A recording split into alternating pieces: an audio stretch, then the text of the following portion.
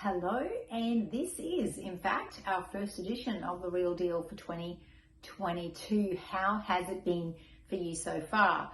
Interesting question, and I'm sure there's a variety of answers, but I'm sure there'll be a common theme. The common theme is, wow, what a start.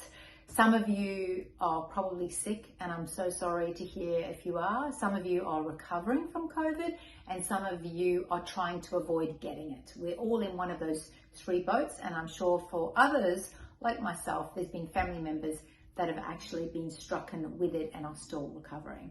So it's been a very interesting start of the year. All I can go by is what's actually happening. We were interested to see how last week would pan out, but we had a fairly steady stream of buyers through our open homes, albeit that they were kind of like avoiding any close contact whatsoever, which is very, very sensible. We put our sign out the front. We said, please text us your name, your number, your email, and all your details, and then we will enter it so we don't have to get close, and talking through masks makes it extremely difficult. So I almost feel like I should be wearing a mask right now doing this broadcast. I say broadcast because I spent many, many years working in radio, both commercial, community and international radio. So when I say live and broadcast, I'm kind of using my radio head still, but you know what I mean while I'm doing this for you.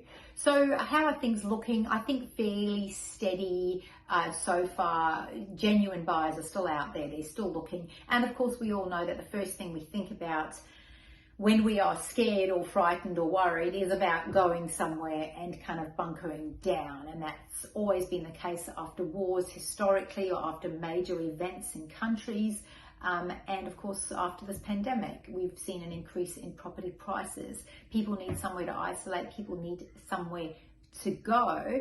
And I guess now that we've been in it, people are having to isolate away from their own family members, and you can't really do it in lots and lots of open communal space. So are we likely to go back to having lots of little areas to retreat to as more of us work from home, and as more of us may even have to isolate away from close family members? Those are really interesting things to think about. More rooms, more spaces.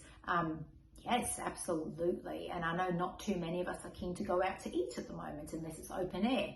So of course, a balcony or somewhere where we can meet people, open air. Those I think will become very, very frequent things that we start looking for when of course we are thinking about homes and home spaces. Moving on, while we're in this pandemic, and even when it becomes endemic, who knows what could happen down the track. None of us saw this happening 2 years ago, and what an interesting 2 years it's been for us.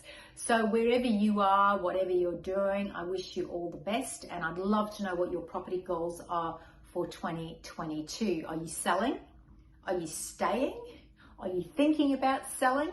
Or are you planning on buying again and turning your property into an investment property? If you're one of those categories, then I definitely think we should have a chat. We can do it remotely, or I can come and isolate on your back veranda, or if you don't have a veranda, we can arrange an open air meeting somewhere, or of course, always do everything virtually anyway. So let's get in touch, and I'll be looking forward to hearing back from you.